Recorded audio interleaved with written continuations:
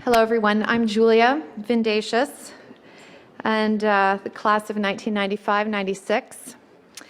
I was here last year for the annual meeting, the annual leadership conference, and upon returning home from this August event, still glowing with inspiration and ideas raised during the meeting and the conference, my conference packet with marginal notes to self to fulfill all of these and follow up on all of these great ideas.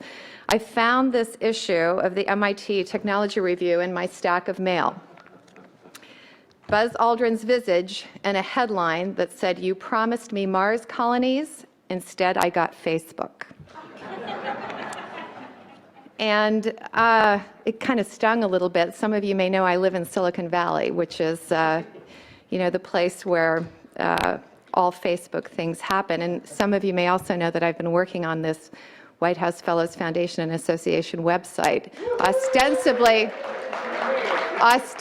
to help us friend each other better. So in any case, I immediately scanned the image and I emailed it to dear Janet Abrams, who I knew was taking on the huge task of organizing the next White House Fellows Conference, with a note: how about solving big problems as a theme for next year's conference? And can we see about getting Buzz Aldrin to speak? So being ever accommodating and with the help of my classmate Bob Edmonds, Janet made it happen and honored me to introduce Buzz Aldrin today. Of course, we all know Buzz Aldrin for his Apollo 11 moonwalk with fellow astronaut Neil Armstrong. That magnificent achievement is only one part of how he has dedicated his entire career to the cutting edge of science and technology and space exploration.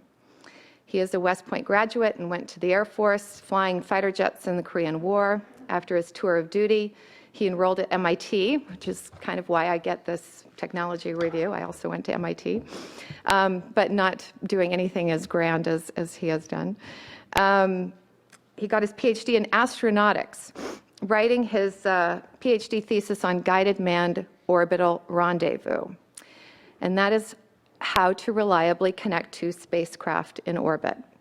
He applied twice to the astronaut corps at NASA and was accepted in the third class of astronauts. NASA relaxed their test pilot requirement for the job and got their first PhD. Like his father, Buzz rose to colonel in the Air Force while in the NASA astronaut corps. Dr. Aldrin has written several books about space exploration, most recently, Mission to Mars, My Vision for Space Exploration, in which he makes the case for reinvigorating our nation's commitment to human exploration and development of space. Like all of the grand challenges that we are talking about, the one thing they have in common is an extremely long time horizon, achieving something beyond our own political tenure or beyond the next analyst call, and maybe beyond our own lifetime. His unified space vision imagines us colonizing Mars in 2035. But for those of us who aren't surrounded by technologists in places like Silicon Valley or MIT, his vision is not just about the technological breakthroughs that are needed, but also the political and the societal changes that are needed as well. So please give a warm welcome to Dr. Colonel Buzz Aldrin.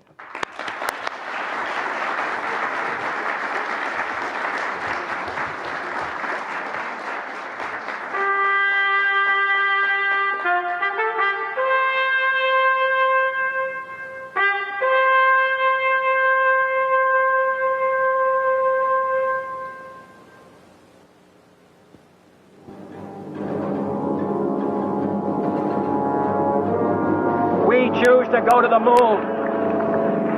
We choose to go to the moon in this decade and do the other things, not because they are easy, but because they are hard.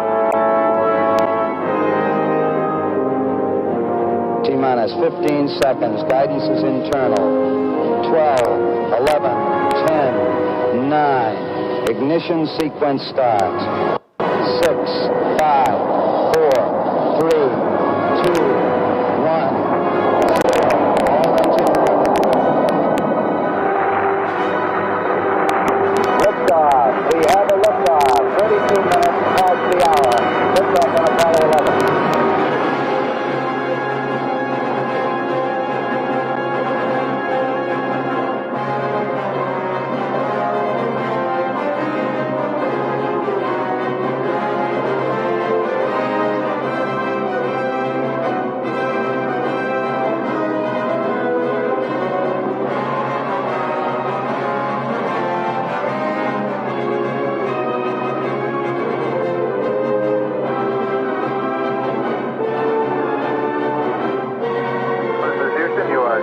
staging.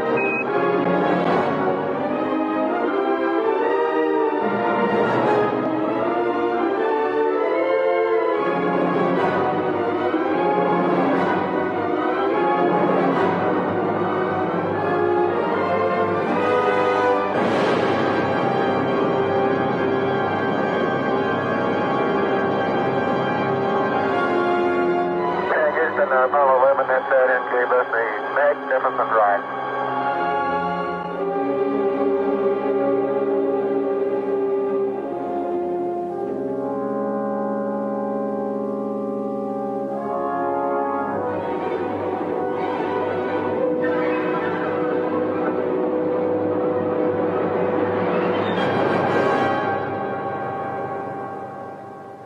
I'd like to trace through a little bit for you. Developments that have taken place in the food department. In fact, on this flight, we've carried along pieces of bread. Along with the bread, we have a ham spread.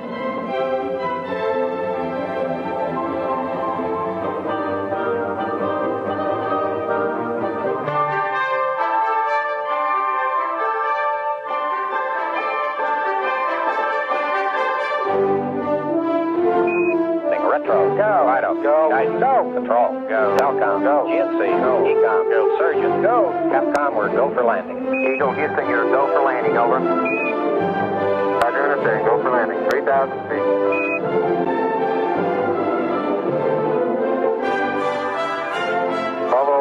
Roger, 1201 alarm. 1201 alarm. Same type, we're go, flight. We're Okay, go, we're go. same type, we're go. 40 feet down, 2.5. Picking up some dust. 30 feet, 2.5 down. Straight shadow. Contact light. Okay, engine stop. Tranquility Base here. The Eagle has landed. Roger, Tranquility. We copy you on the ground. You got a bunch of guys about to turn blue. We're breathing again.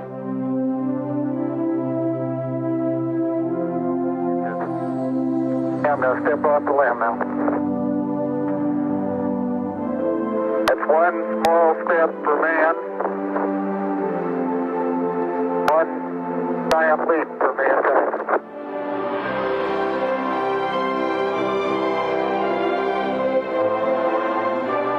Now I want to back up and partially close the hatch.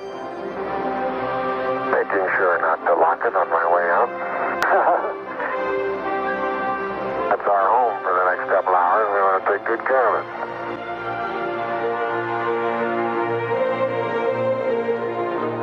Beautiful view. Magnificent desolation. Now we'll get to the details of what's around here, but it looks like a collection of just about every variety of shape, angularity, granularity, but every variety of rock you could find.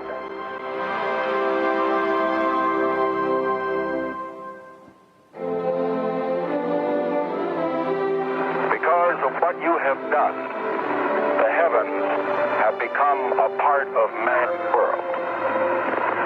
For one priceless moment in the whole history of man, all the people on this earth are truly one.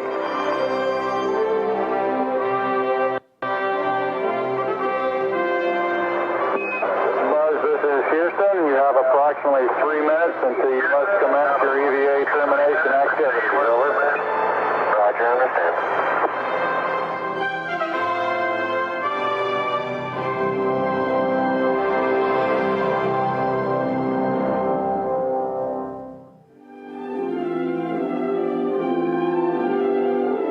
Tranquility Base, Houston. You're cleared for takeoff. Roger, understand. We're number 1 on the runway.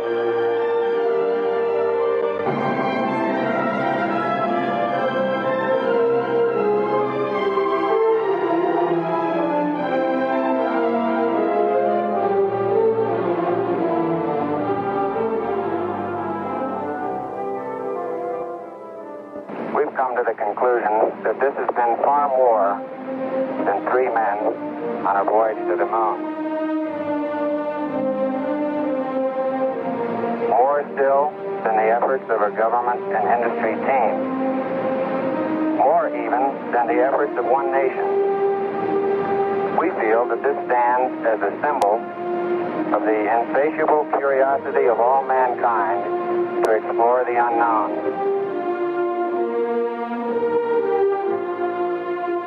We set sail on this new sea because there is new knowledge to be gained and new rights to be won, and they must be won and used for the progress of all people.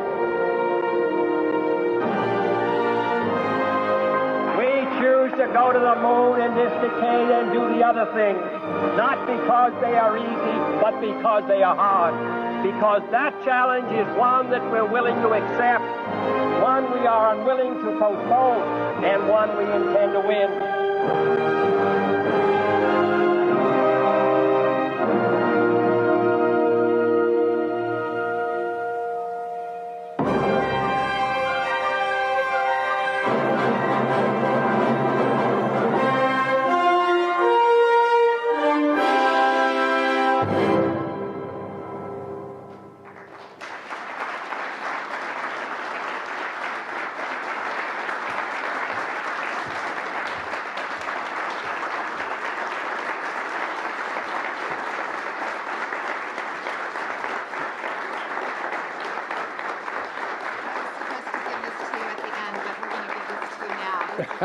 Okay. I was meant to give this at the end of the presentation, but our White House Fellows tradition is to give you the coin, so our White House Fellows coin. You're putting the Welcome. pressure on me.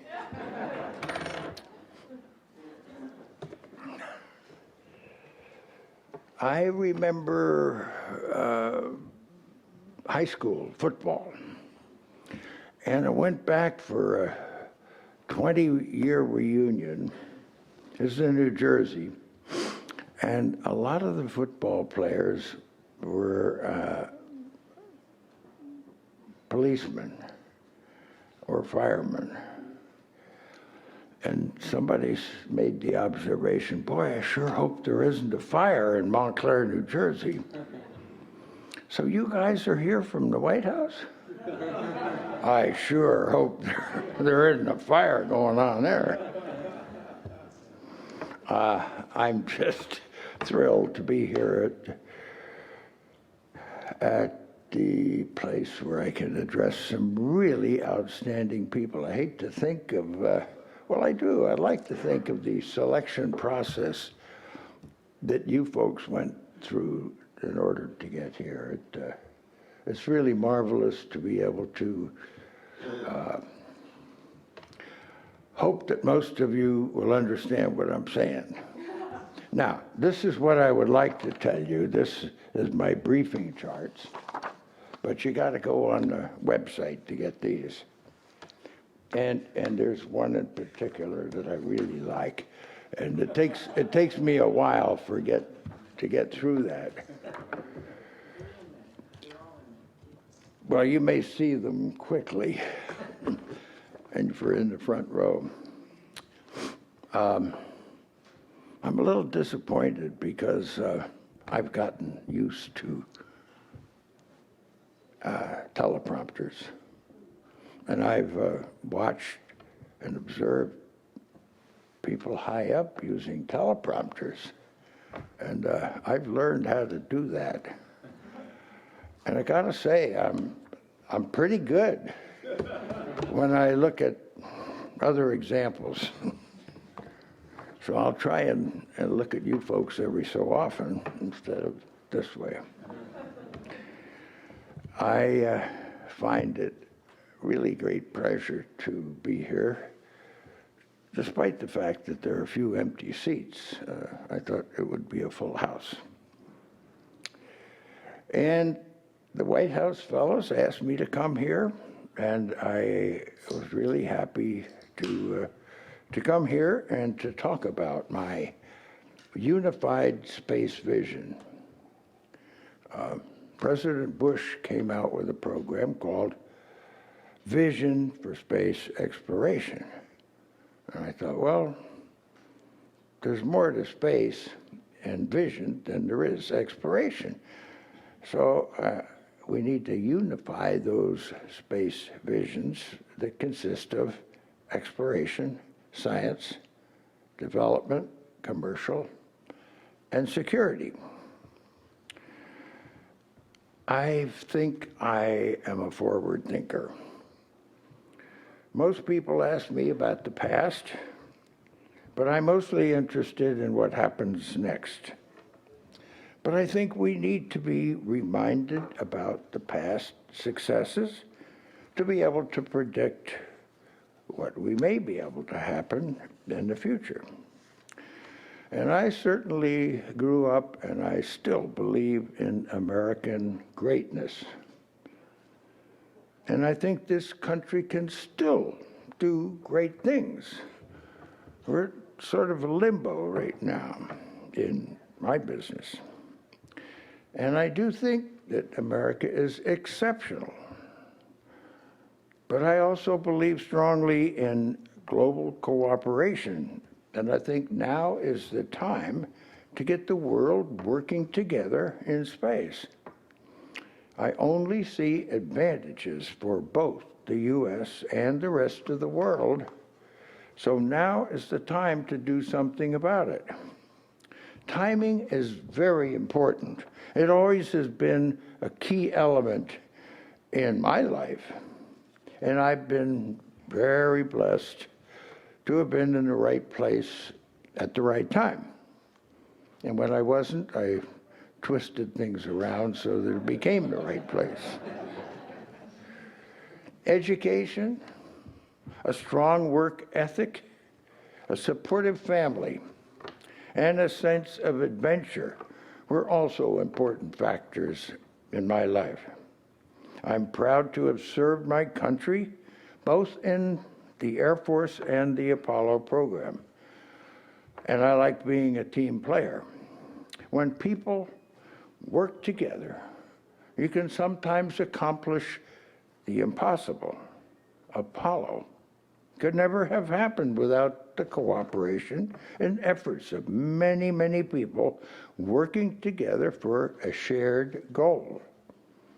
What we accomplished within a decade was unprecedented.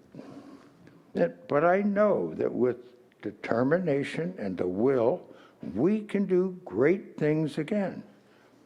Consider this: mankind dreamed for centuries of reaching space, the moon, even the stars, but it wasn't until the 20th century that man took his first powered flight. In 1903, on a windy morning in Kitty Hawk, North Carolina, the Wright brothers flyer took the first flight at defying gravity. My mother, Marion Moon, was born the same year. Only 66 years later, Neil and I stepped on the moon, fulfilling the dreams of millions. So I'll share a little bit of the story of how we got there and how when we work together, the world can achieve the next impossible dream.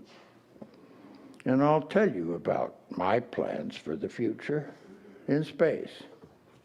Surrounded by the influence of aviation, I wanted to be a pilot and serve the country. When I was 17, having witnessed World War II as a teenager, I entered the military academy at West Point and graduated third in my class. After training, I was in the Korean War in 1953 for about 6 months, where I flew 66 combat missions in my F-86 Sabre jet and shot down 2 enemy MiG-15 aircraft.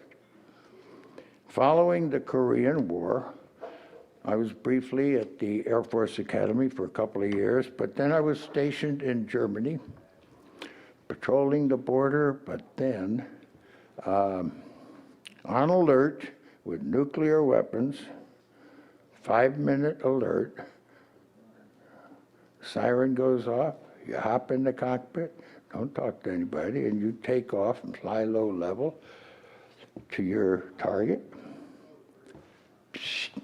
you toss your nuclear weapon. That's what we did in those days, and a lot of people did that. And I don't think a lot of people today realize that those sort of things were going on, and a lot of us participated in it. In the late 1950s, 57 to be exact, the Cold War between the Soviet Union was escalating and tensions were high. Sputnik, beep, beep, beep, beep.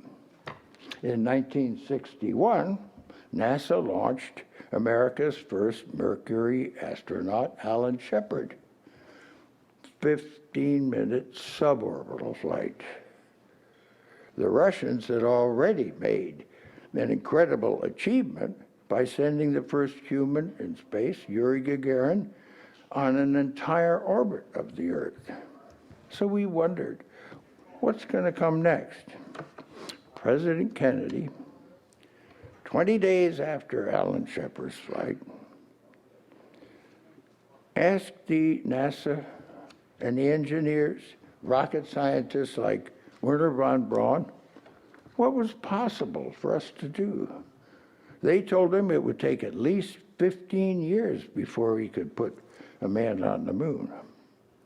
Instead of accepting what was possible on May 25th, 3 weeks after Alan Shepard's flight, President Kennedy boldly challenged America to commit to the goal of landing a man on the moon before the end of the decade. We hadn't even put anyone in orbit yet. The rockets and spacecraft needed to go beyond Earth orbit until the moon didn't exist. Many thought the challenge was impossible. We didn't have the know-how. And I'm reminded that the NASA administrator then was told how much it might cost. So on his way over to the White House, he doubled the figure. And we came in under budget. I wish we could do that today, but I wish we could triple the budget. You're slashing everything down. How about our future? Look at all the things that came out of Apollo. And you want to sequester and knock it down lower than 0.5%? We were 3.5%, 4%, 5% back in Apollo days.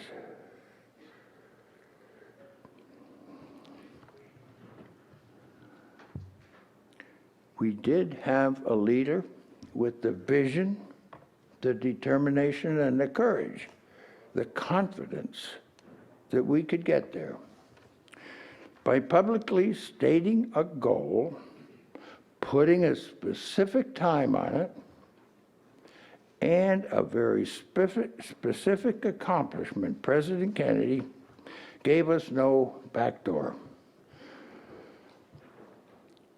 I believe that a future leader could have the vision, the determination, and the courage to make this type of a commitment again, only this time to go beyond the moon. If space was going to be our next frontier, then I wanted to be a part of it. After completing my tour of duty in Germany, I decided to continue my education and receive my doctorate in astronautics at MIT, and I adapted for a thesis, after thinking a little bit about it, my experience as a fighter pilot, a technique to bring two spacecraft together in a rather standardized way so that the pilot could understand what's going on. Now, fighter pilots are not known for their brilliance. So they have to do something sort of by rote. And that means you set it up by certain maneuvers, and they put you in the right position, and now you make an intercept. That's rendezvous.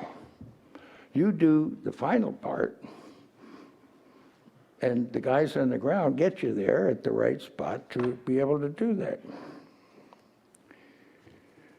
Little did anybody know, including me, just how critical that work would be later to our successful landing on the moon. The first time I applied to be an astronaut, Ed White, you're behind me at West Point, got me into a fighter squadron. I was just down in Florida a little bit ago. I don't know what reunion, but I left there in '59, and we're still having a reunion every year. That's because we had the spirit. The Doolittle Raiders had to give up after 70 years, but not the Tuskegee Airmen. They've got such a great PR system. Now, I was accepted in the third group. I guess somebody heard that I was MIT and I was doing some interesting things, and I sort of let them know I was doing that. So this time in the third group, I was accepted. So now we had 7 people, 9 people, and 14. 30 people to select who's going to land on the moon. Now, I became known to my classmates, flying mates, whatever, as Dr. Rendezvous. I'm not sure that it was a great praise. It was sort of who the hell do you think you are? Egghead from MIT coming here to tell us what to do. Now, John Hubble, a very clever engineer from Langley, figured out that instead of one big spacecraft to go to the moon, land, and then come on back, that was Wernher von Braun's way. But he said, now, if you take 2 spacecraft, actually it's really 4, a command module, service module, and at the moon, a descent stage and an ascent stage. You could leave the descent stage on the moon, you could leave the ascent stage after you joined with the command module. You could leave that in lunar orbit. And all of this interesting economical bookkeeping would let you go to the moon in 1 Saturn V, whereas Wernher von Braun's way, with his big space, required 2. So not always do you get the best solutions out of somebody who's really a rocket person rather than a spacecraft person, and so forth.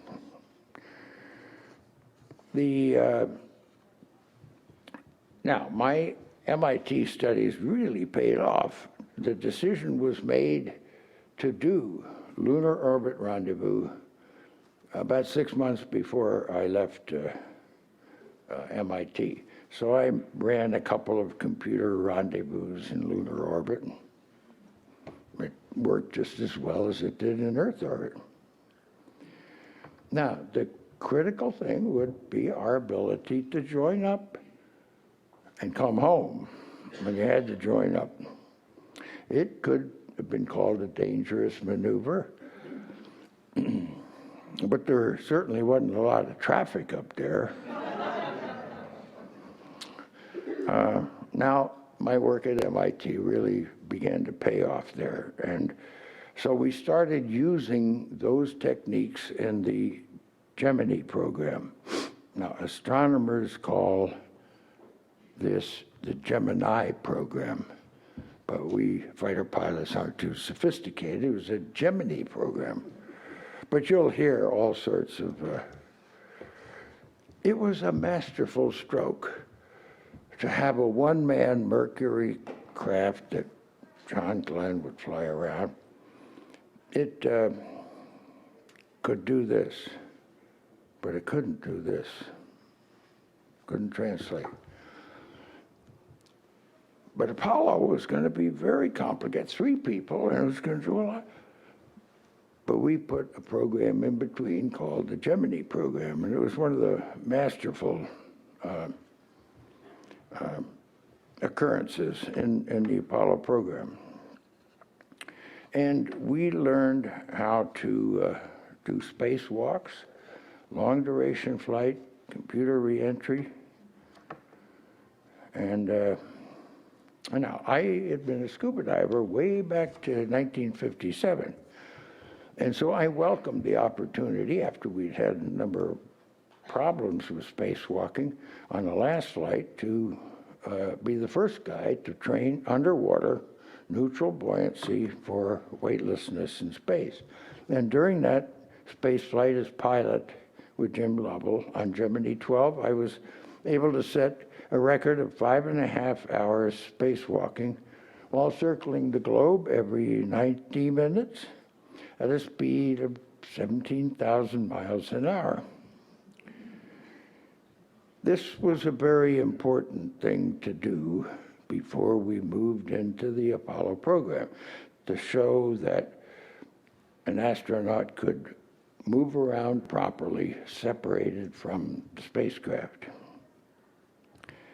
In all, there was a team of over 400,000 people working together on a common dream. The engineers, the technicians who were designing and building the multi-stage Saturn V rocket, the rocket scientists, the aerospace industry contractors, NASA administrators, and even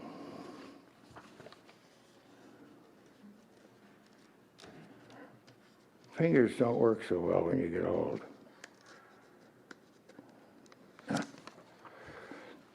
Even the seamstress who sewed our spacesuits. It took a unified effort to accomplish everything that was needed. Now, the timing for the crew rotation turned out to be just right. Neil Armstrong, Michael Collins, and me were chosen to be the crew for this mission. On July 16, 1969, our launch day finally arrived, and we took the elevator up the gantry where the 360-foot tall Saturn V rocket stood magnificently as the countdown progressed. At 9:32, the engines ignited and roared with over 7 million pounds of thrust to lift 3,000 tons of spacecraft, fuel, and 3 guys, lucky guys. As we cleared the gantry and rocketed skyward, we were pushed into our seats by the rapid acceleration, and it increased our body weight. Within 3 minutes, we were 45 miles high, now experiences about 3.5 to 4 Gs, traveling at nearly 6,500 miles an hour. A minute later, we passed the 62-mile, 100-kilometer boundary, sort of. The sky does turn from blue to black, and Richard Branson calls that space. It really isn't space.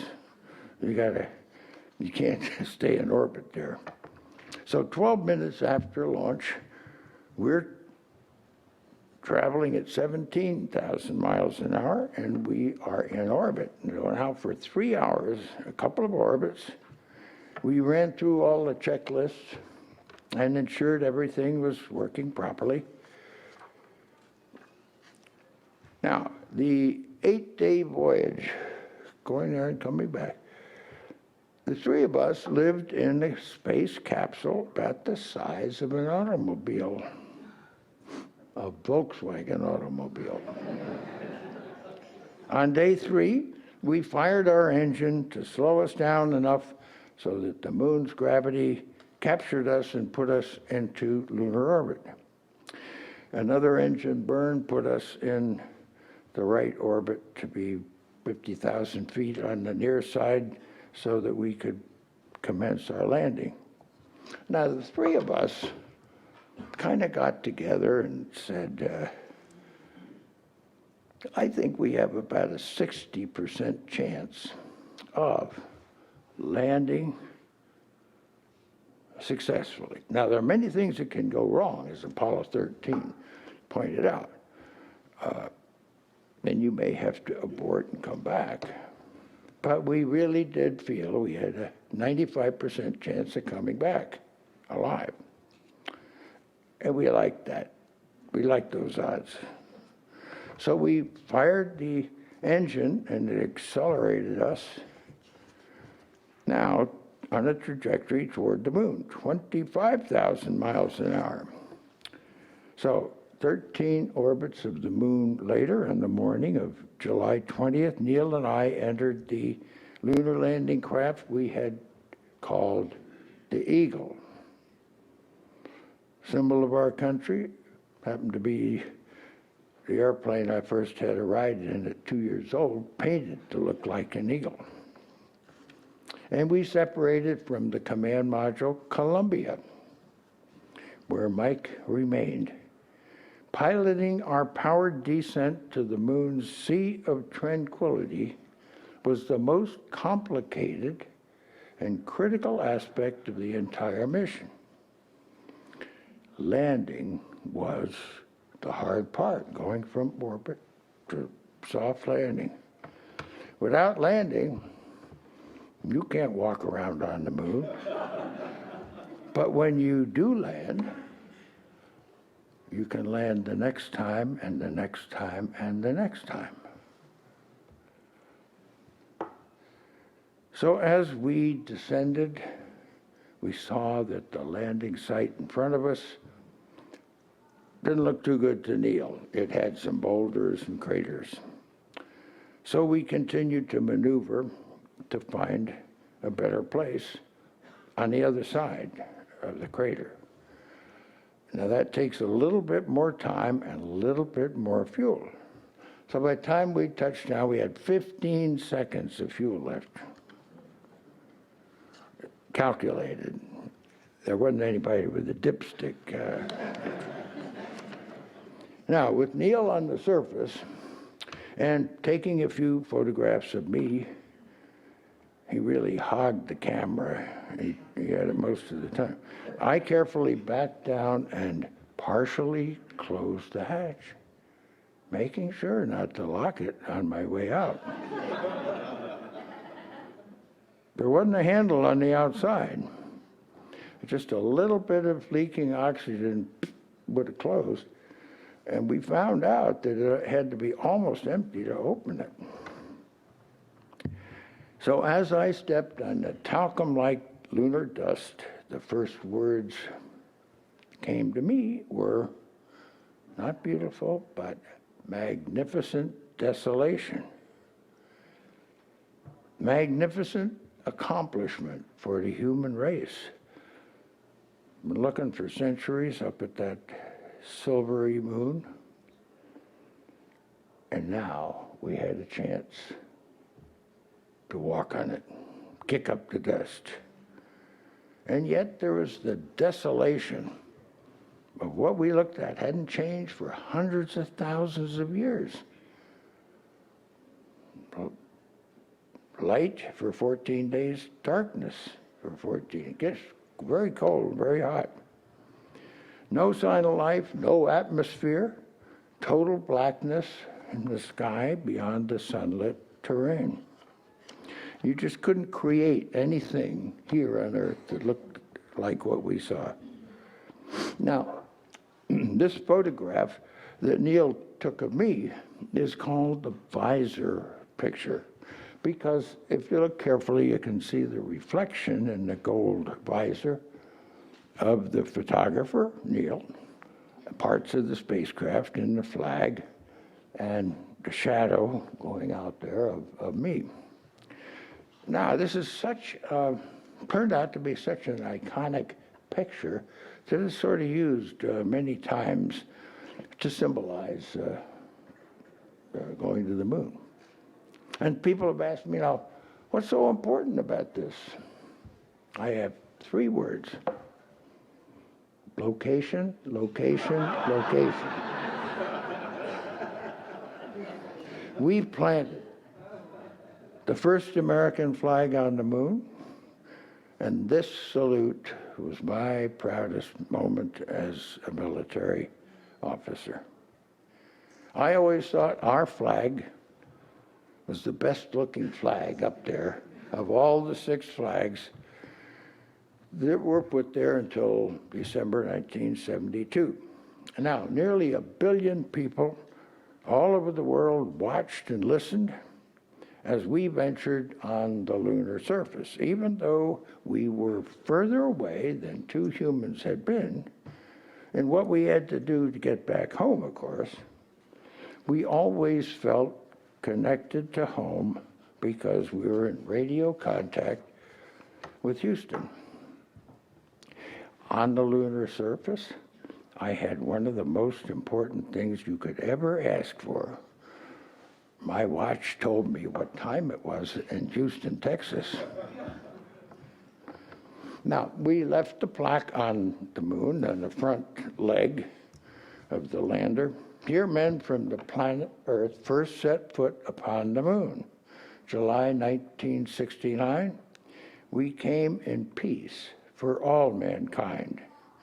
And I think all of us felt that the entire Apollo program, and for that matter, all the things that we do in space, has been for all mankind. Since our splashdown in the Pacific, I've come to realize that the rocks that we brought back, the experiments we left, the true value of Apollo was the amazing story of innovation and teamwork that went into overcoming all the obstacles to reach the moon. The effort was driven in part by competition, in part by scientific discovery. But everyone on Earth felt like they had participated in this incredible journey. So as we landed on another celestial body for the first time, so did all the people of the world.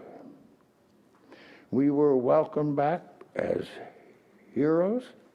However, I understood that people were not cheering for 3 guys, but what we represented, that a nation and the world came together and we had accomplished the impossible. But what's next? My main focus is eventually Mars. More important than getting beyond Earth orbit, I've always felt that Mars should be the next destination following our landing on the moon. And I've been very vocal about this for a long time. But the dream of reaching Mars is getting closer and closer.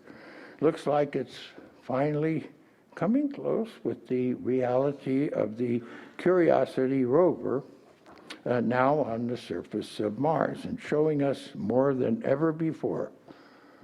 So my main purpose here is to talk about my unified space vision, which outlines on the website my space vision for the future and how to use the moon appropriately, not expensively, but doing things that give us technical development and use the Mars exploration vehicles and help other nations assemble the base. We need to know all of these things to get to Mars. And I feel that the key to success is international cooperation. So I consider myself a global statesman for space. I'd like it if all of us, 24 people who reach the moon, could be designated lunar ambassadors. Now, I know that isn't the job of the White House, but you can tell the Secretary of State that that's what he ought to do. So the American people would be reminded, and the people of the world would be reminded just what we did. Now, people ask me, why do we need to go to Mars?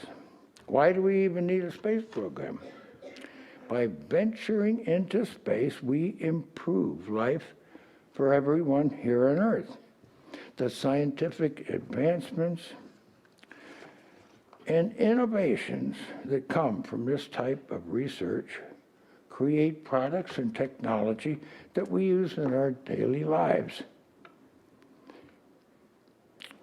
and provide convenience for people all over the world. Cell phones, TV, GPS, all of these wouldn't have been possible without investments in the space program. Good education is the key, and we inspired that. And now we have to come up with the initials of where we were, because we're not there anymore, but we need to be. So we need to have science, technology, engineering, and math. And we wouldn't be pushing this if we were still at the top, but we have to do that. Every country needs that kind of specific economic, social, and cultural situation with STEM education. And certainly my education was an extremely important part of my success later on in life. The challenge of space can help attract and motivate students and recognize the relevance of STEM in their lives and studies. Space activities provides a shared experience for people of different countries and can promote acceptance, expand international cooperation, and reduce social gaps. There are several reasons why space is a powerful tool to make STEM education more global, equitable, affordable, creative, attractive, adaptable. Among them, that space is inherently borderless, belongs to everyone, and is a fast-growing, promising industry. Additionally, space-related content is believed to be an excellent motivator for STEM education. It appeals to all students of all ages, inspires and motivates creativity, develops curiosity and critical thinking, is interdisciplinary, appeals to both genders, and promotes equality, promotes international and cross-cultural cooperation, and it strives for a thriving future. When I was a part of the Apollo program, America was at the top of the world. And the STEM subjects really provided a big part as to how we were able to do what we did in Apollo. And I also believe that space provides a unique opportunity to get our children interested in these subjects again. Now, what can human spaceflight do for America? I'm not going to read these. John F. Kennedy implored us to ask not what our country can do for us, but what we can do for our country. And I believe we need to ask the same question of our space program. Ask not what our country can do for the space program, but ask what our space program can do for the country. And if we ask this question of our current space program, I think the answer is clear. Our space program is asking the nation what it can do for it, not what we can do for the nation. I come from an era where our space program did great things for the nation, and I truly believe we can do those things again. Here are a few observations I made. The U.S. has opened the moon for further exploration and development. The international community is prepared to pursue this path. The International Space Station is ready to be used to advance our ability to operate in space. And the international community is rapidly maturing its ability to cooperate in large-scale endeavors. Appropriate challenging objectives can stimulate the development of valuable national and global capabilities. Each spacefaring nation, including the U.S., has limited resources to devote to human exploration, development, and settlement. So we have to pool our resources. I think many of you know that I've been thinking, writing, and talking about human space and its exploration for a long time. I got a lot of ideas. Sometimes I realize some of my ideas tend to get lost in the details. So let me see if I can distill my ideas into 3 fairly straightforward goals for human spaceflight. First, the U.S. cannot afford to cede human transportation leadership. We must maintain the capability to transport our crews to the space station. We can't do that now. And I think we should capitalize on the dynamism of the commercial market. My preference is to develop a runway landing system which can truly become the basis for the U.S. highway to space. Secondly, I worry that we're caught in an unproductive race to the moon. We should be using our lunar program to accomplish foreign policy goals.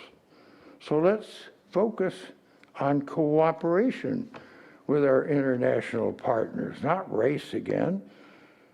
And if we're not competing with them and we know more about the moon, are we not the one nation that can bring the others together? I think so. So, third and most important, we should direct the focus of NASA on establishing a permanent human presence on Mars by the early 2030s, somewhere, at least by 2040. Now, I say permanent. That's my term. A lot of people say, one-way trips? What do you mean? You're not coming back?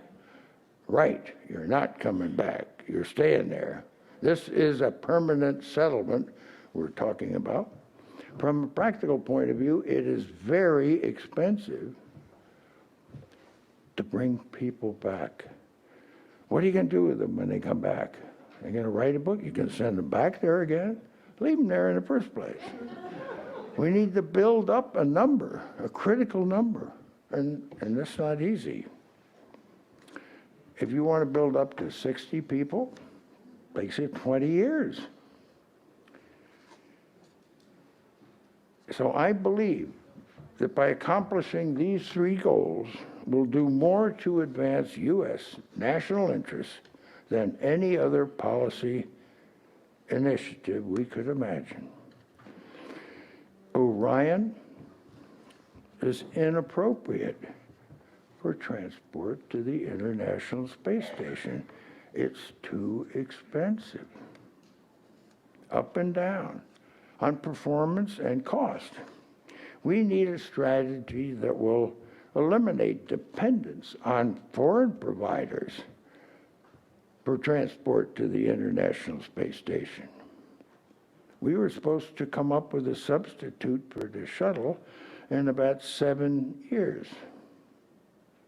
It ain't there. So we're buying tickets from the Russians. We're financing the Russian space program because of some mistakes that we made.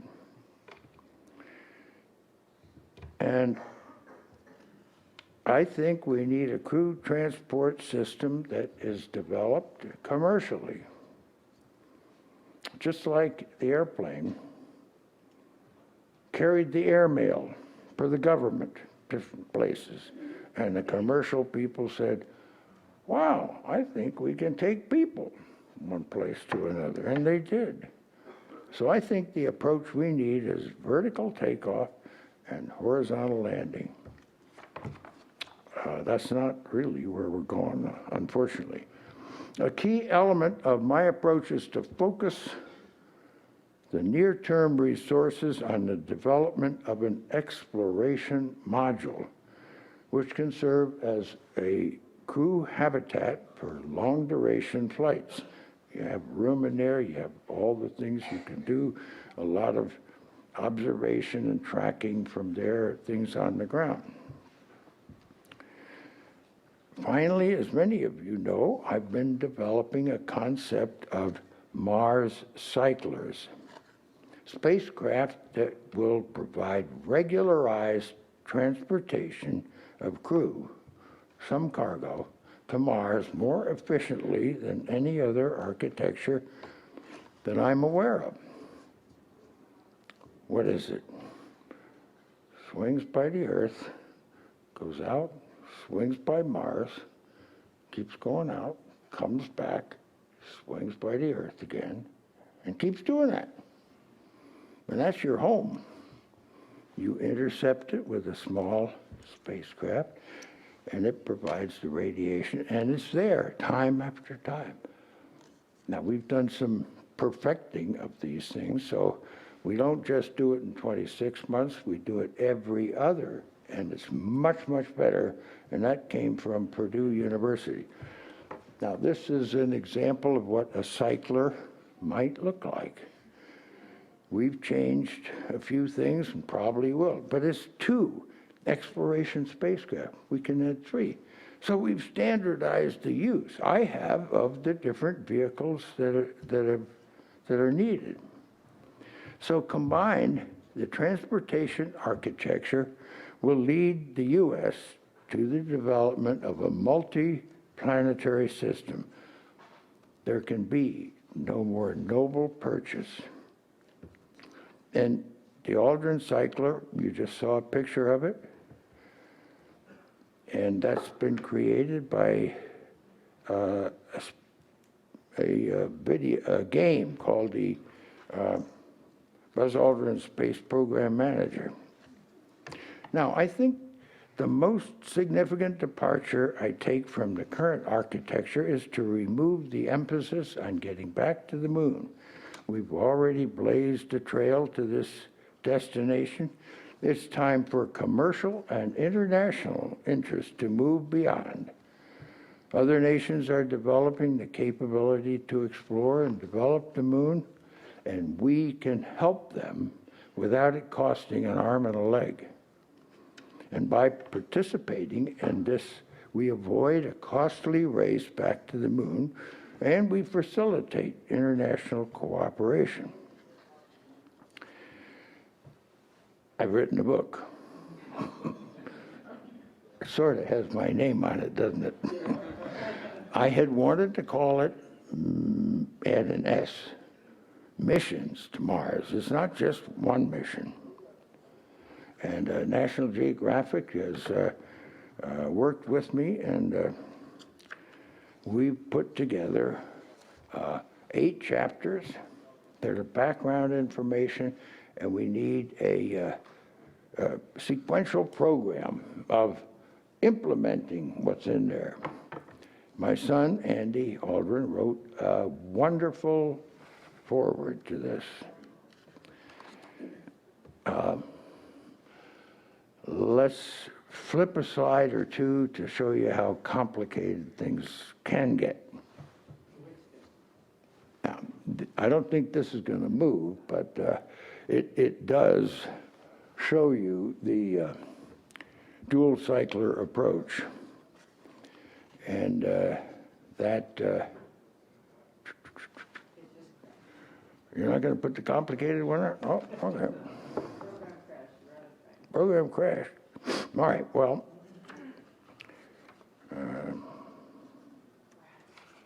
okay. Humans need to explore, to push beyond current limits, just like we did 44 years ago. Apollo was the story of people at their best, working together for a common goal. We started with a dream. We can do these things again. I know, because I'm living proof that this can be done. Thank you very much.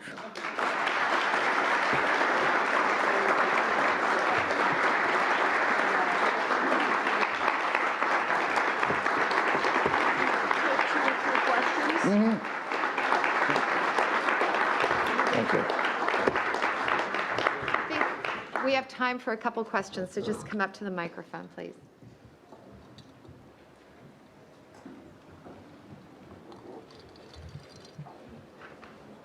No question. I guess you understood everything.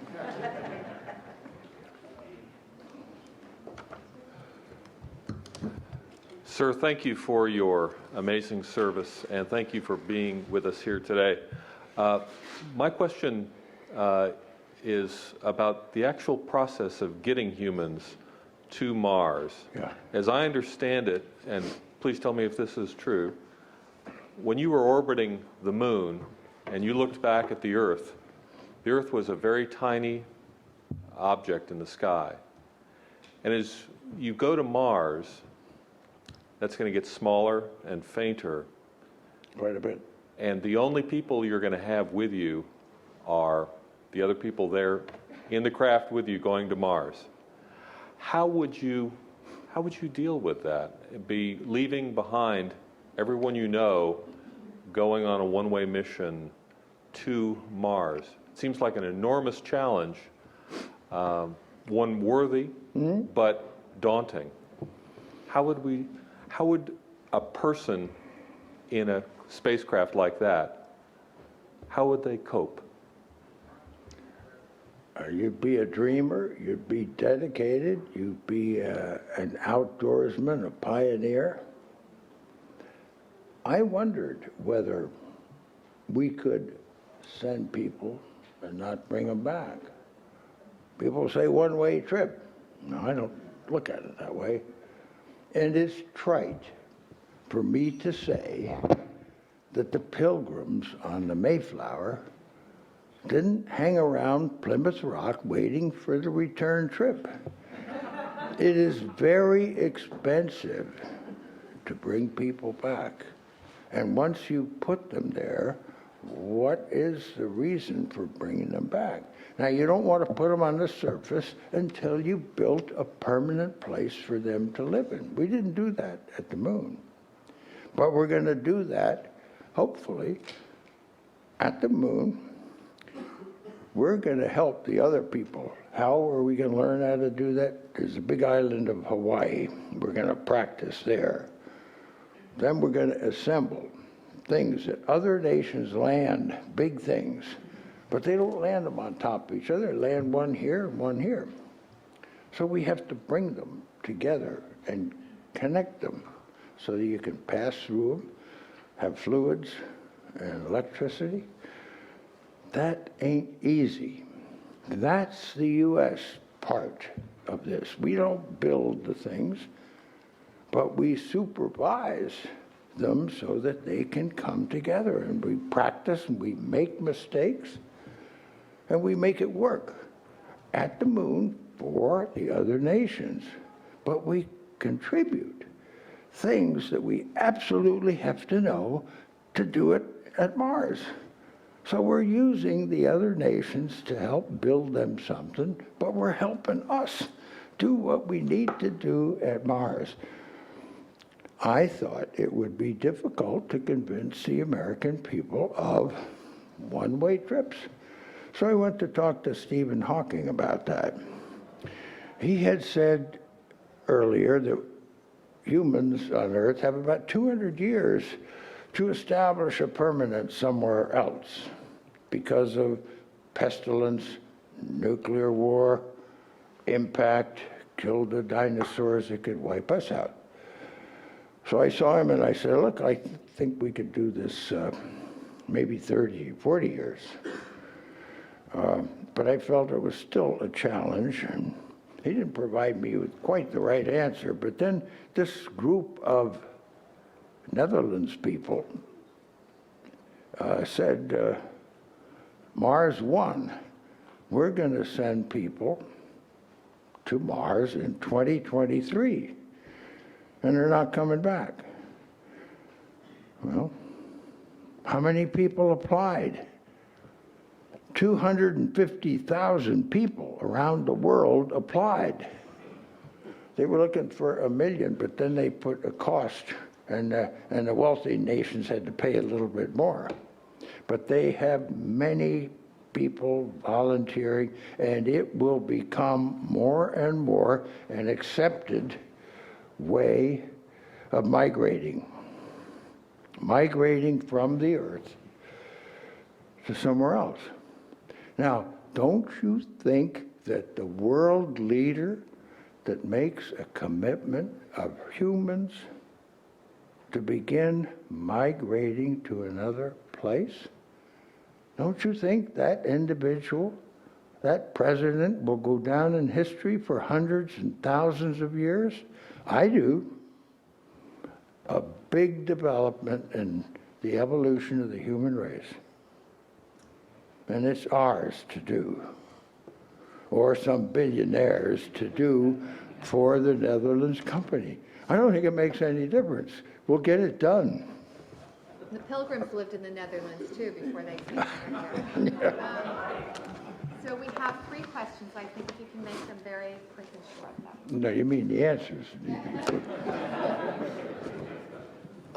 I'm John Saxon, class of 78, 79. 2 quick questions. The plaque that y'all left on the moon did not bear a specific date in July. Is that because y'all weren't certain as to when you would actually set down? The second one is, I think it's pretty damn neat to be the second guy to have walked on the moon, but most folks know Neil Armstrong was the first. How was that decision made? Who would step down first, and who made it? I think it was correctly made by seniority, to give you a short answer. There were extenuating circumstances. All the spacewalks up to were always done by the junior guy, with the senior guy surveying and keeping track of what things were going on. But we needed to make a decision, and I went, and we got a decision made, and it just would have been totally wrong for Neil to have stood up in the capsule looking down while I went down the ladder. No matter what other reasons there might be. What about the date on the plaque? I'm sorry. The date on the plaque, it had July of 1969. Oh, the plaque. Yeah. We could have slipped the launch a couple of days one way or another. There's an interesting story about a lunar module that was overweight, and so it was not going to be the first lander, and that was LEM 5. LEM 6 was going to make the first landing on Apollo 12. Didn't work out that way because a gentleman reduced the weight on that spacecraft, and the Apollo program manager said, I'll let that one land. That's how we landed first. A lot of people didn't know that. Sir, Rob Leland from the class of 95 and 96. When we played the introductory film, I was taken back to the couch when I was 6 years old watching it happen for Rio. very emotional experience for me, and I would guess that that's true for many of us. It's still the event which perhaps as much as anything else touches people in terms of a great achievement on the national level. Do you feel that we've somehow lost the capacity for that boldness? Yes, but I don't think it's gone forever. I think, some people have said that the combination of events in the world were just perfect and that would never happen again. I disagree. We've got a 50th anniversary coming up. This president can be an enabling for the next president who takes over, who will be in office. In July 2069 is not very far from re-election for that president. Thank you. Might become a campaign issue as to whether you did or did not commit within 2 decades for American-led international permanence on the planet Mars. My name is Margarita Colmenares, of class of 91-92. You landed on the moon on my birthday, and I actually gave up my birthday to watch that momentous event. Sorry, but Gladly, Yeah. I would say. So during my career, I led a nonprofit, a national nonprofit that encouraged women and minorities to enter the careers of engineering and science. During my White House Fellow year, I am an engineer. I chose to serve at the U.S. Department of Education. I like your idea. I love your idea of connecting the mission to Mars to current STEM efforts. But how will it be different this time to ensure that we reach out to a more diverse community so that when you go back and look at who's in the control room cheering on the selected participants, that it is more diverse and inclusive of all of our communities? I think we've come a long ways, and I think we're just going to continue to do that. I wish that there was some way I could satisfy your wish, but I'm kind of busy with veterans right now. We're committing suicide at 22 a day, and a few other things that my background suits me for. I'm not a rocket scientist, but I'm a mission planner, and that's my schooling. I can observe what's going on in the world and have understandings. And when we tell the Chinese, you're not invited to our space station, that is going to have an effect on foreign policy in the future. And that's a big mistake.